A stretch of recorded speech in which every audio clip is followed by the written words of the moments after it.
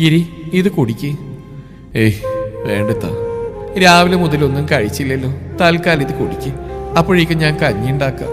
എനിക്കൊന്നും വേണ്ട മോനെ, ഈ സമയത്ത് പറയുന്നത് ശരിയല്ലെന്നറിയാം. എന്നാലും പടച്ചോൻ വിളിക്കുമ്പോൾ പോവാണ്ടിരിക്കാൻ ആർക്കും കഴിയില്ലാലോ. നിന്റെ അച്ഛൻ ഇത്രയേ ഈ ദുനിയാവിൽ അനുവദിച്ചിട്ടുള്ളൂ. ഇനി മോൻ മാത്രം അമ്മയുടെ ആശ്രയം. നീ ഇങ്ങനെ തളർന്നിരുന്ന അമ്മയുടെ അവസ്ഥ എന്താവും? എന്താവൻ? ഗിരി ചിരിച്ചു. അവരങ്ങനെ ആരെയും ആശ്രയിക്കുന്ന ആളല്ലേ ഇത്ത. ഇനി സുഖല്ലേ, അച്ഛൻ്റെ ശല്യമില്ലല്ലോ. നീ എന്താ ഗിരി ഇങ്ങനെയൊക്കെ പറയുന്നേ? സൈനബ അന്താളിച്ചു. ഉള്ളതാ, അവർക്ക് നല്ല ജോലി കിട്ടിയപ്പോ എൻ്റെ അച്ഛൻ അധികം പറ്റായി. ഇത്ത തൊട്ടടുത്ത വീട്ടിലല്ലേ താമസം. ഇവിടുത്തെ വഴക്കുമ്പോഴൊന്നും കേൾക്കുന്നുണ്ടാവുമല്ലോ. ഈ സ്ത്രീക്ക് ജോലി കിട്ടുന്നതിന് മുമ്പ് ഈ വഴക്ക് കേട്ടിരുന്നു. സത്യം പറയണം ഓനെ, അത് സൈനബ പരിങ്ങി. ഉത്തരം ഇല്ലാന്നാണെന്ന് എനിക്കറിയാം ഇത്ത. ഞാൻ കൊച്ചുകുട്ടിയൊന്നുമല്ലല്ലോ, കാര്യങ്ങളൊക്കെ മനസ്സിലാക്കാനുള്ള പ്രായം എനിക്കായിട്ടുണ്ട്. അച്ഛനാ ഇവരെ കഷ്ടപ്പെട്ട് പഠിപ്പിച്ച്, എന്നിട്ട് ആ പാവത്തിനെന്താ തിരിച്ചിട്ടിയേ? അച്ഛൻ്റെ സ്ഥാനത്ത് വേറെ ആരെങ്കിലും ആയിരുന്നെങ്കിൽ ഇവരെ കൊന്നേനെ. അത്രയ്ക്ക് വാക്കുകൾ കൊണ്ട് നോവിച്ചിട്ടുണ്ട്. ഇന്നലെ രാത്രി ഇവർ കാരണം കരഞ്ഞോണ്ട് അച്ഛൻ കിടന്ന്. എല്ലാരെയും ഉപേക്ഷിച്ചിട്ട് ഇവർക്ക് വേണ്ടി കഷ്ടപ്പെട്ട് അച്ഛൻ ചെയ്ത മണ്ടത്തരം തന്നെയാണ്. അവിടെ ശേഷിച്ച നാട്ടുകാർ ഗിരിയുടെ ശബ്ദം കേട്ട് അങ്ങോട്ട് വന്ന് നോക്കുന്നുണ്ടായിരുന്നു. എന്റെ അച്ഛനെ കൊന്നായിത്താ, ഇവര് കാരണ അച്ഛൻ മരിച്ച്. മോനെ അങ്ങനെയൊന്നും പറയില്ലേ, സൈനബ അപേക്ഷിച്ചു. അവനെ ശ്രദ്ധിച്ചില്ല. അച്ഛന് പകരം ഇവരാണ് മരിച്ചിരുന്നെങ്കിൽ എനിക്ക് ഇത്രയും സങ്കടം ഉണ്ടാവുമായിരുന്നില്ല. ഇവിടെ ചെലവാക്കിയ കാശിനെ കണക്ക് ഇവര് പറയാറുണ്ടല്ലോ, ഞാൻ എന്തെങ്കിലും പണിയെടുത്ത് കുറെ പൈസ ഉണ്ടാക്കി കൊടുക്കാം, എന്റെ അച്ഛനെ തിരിച്ചു തരാൻ പറ്റുമോ ചോദിക്കത്താ. ദേഷ്യവും സങ്കടവും കാരണം അവന്റെ വാക്കുകൾ മുറിയുന്നുണ്ടായിരുന്നു. സൈനബ അവനെ ചേർത്ത് പിടിച്ചു. ഉള്ളിലൊതുക്കിയ എല്ലാ വേദനയും ഒരു പൊട്ടിക്കരച്ചിലായി ഗിരിയിൽ നിന്നും പുറത്തേക്ക് ഒഴുകി. അവനെ ആശ്വസിപ്പിക്കാൻ ആർക്കും കഴിഞ്ഞില്ല. അന്ന് 2 മരണങ്ങളാണ് സംഭവിച്ചത്. ഒന്ന് വേണുവിന്റെ, 2 ഗിരിയുടെ മനസ്സിൽ സുജാതയുടെയും. അതിനുശേഷം ഗിരി അവരോട് മിണ്ടിയിട്ടില്ല. സുജാത പലതവണ ശ്രമിച്ചപ്പോഴൊക്കെ അവൻ സ്വയം വേദനിപ്പിച്ച് പ്രതിഷേധം അറിയിക്കും. മുഷ്ടിയുരുട്ടി ആഞ്ഞടിച്ച് സുജാതയുടെയും വേണുവിന്റെയും ഫ്രെയിം ചെയ്ത വിവാഹ ഫോട്ടോ തകർത്താണ് അവസാനമായി ഗിരി അമ്മയുള്ള ദേഷ്യം തീർത്ത്. ചോരയൊലിക്കുന്ന കൈയുമായി നിൽക്കുന്നവനെ തൊടാനുള്ള ധൈര്യം പോലും അവർക്കുണ്ടായില്ല. അന്നത്തോടെ സുജാത പിന്മാറി. ഒരു വീട്ടിൽ അപരിചിതരായി കഴിയാൻ ആദ്യമൊക്കെ ബുദ്ധിമുട്ട് തോന്നിയെങ്കിലും ഇന്ന് രണ്ടാൾ അതിനോട് പൊരുത്തപ്പെട്ട് കഴിഞ്ഞു. രാവേറെയായിട്ടും ഉറക്കം വരാതെ ഗിരി എഴുന്നേറ്റ് ജനൽപ്പാടുകൾ തുറന്ന് പുറത്തേക്ക് നോക്കി. നേർത്ത നിലാവെളിച്ചമുണ്ട്. തെക്കേ തൊഴിൽ അച്ഛനെ ദയിപ്പിച്ച സ്ഥലത്ത് നട്ട തെങ്ങ് കുറച്ചുകൂടി വലുതായ പോലെ കാറ്റിൽ അതിന്റെ ഓലകൾ പതിയെ ചലിക്കുന്നു. +2 ചേരാനോ സൈനത്തെയും മറ്റുള്ളവർക്ക് പറയുന്ന അച്ഛാ, പക്ഷേ എനിക്ക് പഠിക്കാനൊന്നും തോന്നുന്നില്ല. ഞാൻ എങ്ങോട്ടെങ്കിലും പോയാലോ അച്ഛാ, എനിക്കിവിടെ മടുത്തു. അവൻ പതിയെ പറഞ്ഞു. എനിക്ക് ഈ നാട്ടിൽ ആരാ ഉള്ളത്?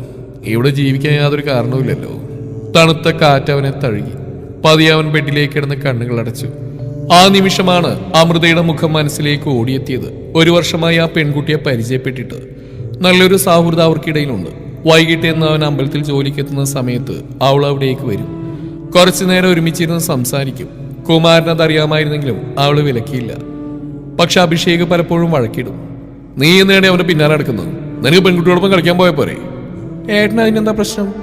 അവളും വിട്ടുകൊടുത്തില്ല. ഞാൻ ഗിരിയേട്ടനോട് ഇനിയും മിണ്ടും. ഏട്ടൻ കൂട്ടുകാരോടൊപ്പം പോകും ഞാൻ എന്തെങ്കിലും പറയാറുണ്ടോ? ഞാൻ പോകുന്ന ആൺകുട്ടിയോടൊപ്പാ, അല്ല പെൺപിള്ളേരുടെ കൂടെയല്ല. അഭിഷേക് കുമാരന്റെ നേരെ തിരിഞ്ഞു. അച്ഛനൊന്നും പറയാനില്ലേ? എന്ത് പറയാനാടാ, ഇവളെ എനിക്കറിയാം, വേണുവിന്റെ മോനെ എനിക്കറിയാം. നീ വെറുതെ മെക്കിട്ട് കയറണ്ട. എന്നാ പിന്നെ അവനെ ഇവിടെ കൊണ്ടുവന്ന് താമസിപ്പിക്കും. അബി, നീ എന്റെ അച്ഛനാവും വരല്ലേ അടിച്ചു മോന്ത വിളിക്കും ഞാൻ. കുമാരന് ദേഷ്യം വന്നു. നിന്നെക്കാൾ 1 വയസ്സ് മാത്രമേ അവന് കൂടുതലുള്ളൂ. എന്നിട്ടും സ്വന്തം ചെലവുള്ള പൈസ ഈ പ്രായത്തിൽ തന്നെ അവൻ സമ്പാദിക്കുന്നുണ്ട്. അല്ലാതെ വെറുതെ കളിച്ചടക്കല്ല. ഭക്ഷണം കഴിച്ച പാത്രം പോലും കഴുകാത്ത നീയാണോടാ അവന് കുറ്റം പറയുന്നത്? മതി കുമാരേട്ടാ, സുമതി ഇടപെട്ടു. കൈക്കുഞ്ഞായ അർജുനെ തോളിൽ കിടത്തി ഉറക്കിയായിരുന്നവർ. ആർക്കോ വേണ്ടി എന്തിനാ വെറുതെ വഴക്കിടുന്നേ? സുമേ, അമ്മു ആ കുട്ടിയോട് സംസാരിക്കുന്നതിന് ഇവരെന്താ പ്രശ്നം? കല്യാണപ്രായ പെണ്ണൊന്നല്ലല്ലോ, പിള്ളേരല്ലേ. അതോട് മേലാൽ ഈ വിഷയത്തിൽ ഒരു ചർച്ച വേണ്ട, കേട്ടല്ലോ. അന്ത്യശാസനം പോലെ കുമാരൻ പറഞ്ഞു. അതോടെ അഭിഷേക് നിർത്തിയെങ്കിലും ഗിരിയോടുള്ള അവന്റെ ദേഷ്യം അധികമായി. അമൃത അതൊന്നും കാര്യാക്കിയില്ല. ഗിരിയേട്ടനെ കാണുന്നതും സംസാരിക്കുന്നതും അവൾക്കും ഒത്തിരി ഇഷ്ടമായിരുന്നു. സ്കൂളിലെയും വീട്ടിലെയും വിശേഷങ്ങളൊന്നും പങ്കുവച്ചില്ലെങ്കിൽ അവൾക്ക് സമാധാനം കിട്ടില്ല. തൻ്റെതായ ലോകത്ത് ജീവിക്കുന്ന ഏട്ടനും അനിയൻ ജനിച്ച ശേഷം അവനിലേക്ക് മാത്രം ഒതുങ്ങിപ്പോയ അമ്മയും ഭാര്യയെയും 3 മക്കളെയും പോറ്റാൻ രാപ്പകൽ കഷ്ടപ്പെടുന്ന അച്ഛനടങ്ങിയ ആ കുടുംബത്തിൽ അവളെ കേൾക്കാനുള്ള സമയം ചെലവഴിക്കാൻ ആർക്കും പറ്റുന്നുണ്ടായിരുന്നില്ല. ഗിരി അവളുടെ കൊച്ചു കൊച്ചു സ്വപ്നങ്ങൾ കേൾക്കുകയും ഉപദേശിക്കുകയും ശാസിക്കുകയും ഒക്കെ ചെയ്തു. അവനും അമൃത വലിയൊരു ആശ്വാസമായിരുന്നു. അച്ഛന് ശേഷം തന്നെ സ്നേഹിക്കുന്ന ഒരാളായിട്ട് അവന് തോന്നിയത് അവളെയാണ്. വായാടിയായ ഒരു കൊച്ചു പെണ്ണിന് തന്നെ നിയന്ത്രിക്കാൻ കഴിയുന്നുണ്ടോ എന്നത് അവനെ സംബന്ധിച്ച അത്ഭുതം തന്നെയായിരുന്നു. ജോലിയില്ലാത്ത ദിവസങ്ങളിൽ വൈകിട്ട് കുമാരനും അമൃതയുടെ കൂടെ അമ്പലത്തിനടുത്തേക്ക് വരും. അയാളുടെ കുറച്ച് സുഹൃത്തുക്കൾ അവിടെ ഉണ്ടാവാറുണ്ട്. എല്ലാവരും ഒരുമിച്ചിരുന്ന ആൽത്തറയിൽ നിന്ന് സംസാരിക്കുമ്പോൾ അമൃതയും ഗിരിയും കുളത്തിന്റെ പടവിലിരുന്ന് വെറുതെ ഓരോന്ന് പറയും. പക്ഷെ ഒരിക്കൽ പോലും അവൾ അമ്മയെക്കുറിച്ച് ചോദിക്കാറില്ല. അതവനെ വേദനിപ്പിക്കുമെന്ന് അവൾക്കറിയാം. +2 കഴിഞ്ഞോടെ ഗിരി കുമാരന്റെ കൂടെ ലോറിയിൽ ജോലിക്ക് പോയി തുടങ്ങി. അവനെ പിന്തിരിപ്പിക്കാനും പഠനം തുടരാനും കുമാരൻ നിർബന്ധിച്ചതാണ്. പക്ഷേ ഗിരി വഴങ്ങിയില്ല. എന്നെ കൊണ്ട് പറ്റുന്നില്ല കുമാരേട്ടാ. +2 വരെ പഠിച്ചതിന് അച്ഛനോർത്ത് മാത്രമാണ്. എനിക്കൊരു സ്ഥിര വരുമാനം വേണം. അതിൻ്റെ ഒപ്പം ലൈസൻസ് എടുക്കണം. എൻ്റെ കൂടെ 10ാം ക്ലാസ് വരെ പഠിച്ച അൻവറിൻ്റെ വാപ്പ ഗൾഫിലാണ്. മൂപ്പരോട് പറഞ്ഞാൽ അവിടെ ജോലി ശരിയായി തരും. പക്ഷേ വെറുതെ പോയിട്ട് കാര്യമില്ലല്ലോ. അവിടെ ഡ്രൈവർമാർക്കൊക്കെ നല്ല ചാൻസ് ആണെന്ന് അൻവർ പറയുന്നു. പ്രത്യേകിച്ച് AV ലൈസൻസ് ഉള്ളവർക്ക്. നിനക്ക് നാട് വിട്ട് പോകണമെന്നെന്താ മോനെ ഇത്രയ്ക്ക് നിർബന്ധം? അവൻ തലവിരിച്ചു. പിന്നെ അയാളെ നോക്കി. ആ സ്ത്രീകളെ വീട്ടിൽ ശ്വാസം മുട്ട കുമാരേട്ടാ. എത്ര കാലമായി ഇങ്ങനെ? കുമാരൻ അവൻ്റെ ചുമലിലൂടെ കൈയിട്ട് ചേർത്ത് പിടിച്ചു. ഗിരി, പറയുന്നത് എനിക്ക് ഇഷ്ടപ്പെടില്ലെന്നറിയാം. എന്നാലും സംഭവിക്കാൻ പാടില്ലാത്തൊക്കെ സംഭവിച്ചു. അതിൻ്റെ പേരിൽ ഇത്രയും വർഷങ്ങൾ നീ സുജാതയെ അവഗണിച്ചില്ലേ? ഇനി മതിയടാ. വീണു മരിച്ചില്ല അവർക്കും വിഷമമുണ്ടാവും. അവർ സ്നേഹിച്ച് കല്യാണം കഴിച്ചവരാ. തെറ്റ് പറ്റാത്ത മനുഷ്യരുണ്ടാടാ. അവരെ കാണുമ്പോഴേക്കും ഉമ്മറത്ത് വെള്ളം ഒപ്പിച്ചെടുത്തിയ അച്ഛനെയാ ഓർമ്മ വരുന്നത്. അത് മാറണമെങ്കിൽ ഒന്നുകിൽ അവർ മരിക്കണം, അല്ലെങ്കിൽ ഞാൻ. രണ്ടിലൊരാളും മരിക്കണം. കുമാരേണ്ണനെ കൂടെ കൂട്ടാൻ ബുദ്ധിമുട്ടാണെങ്കിൽ ഞാൻ വേറെ ആരോടും ചോദിച്ചോളാം. ഏയ് വേണ്ടടാ, ഇനി ഞാൻ നിന്നോട് ഇതിനെക്കുറിച്ച് മിണ്ടില്ല. പോരെ?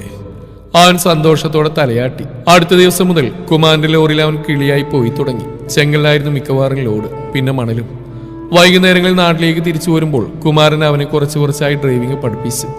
വളരെ പെട്ടെന്ന് തന്നെ അവൻ പഠിച്ചെടുക്കുകയും ചെയ്തു.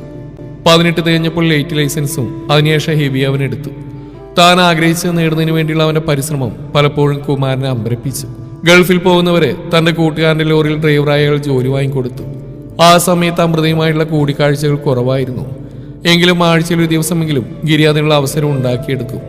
തിരക്കിനിടയിലും അമൃതയ്ക്ക് വേണ്ടി അവൻ കഥകളും കവിതകളും എഴുതി. അച്ഛന് ശേഷം അമൃതയും കുമാരനുമായിരുന്നു അവനെ പ്രോത്സാഹിപ്പിച്ച്.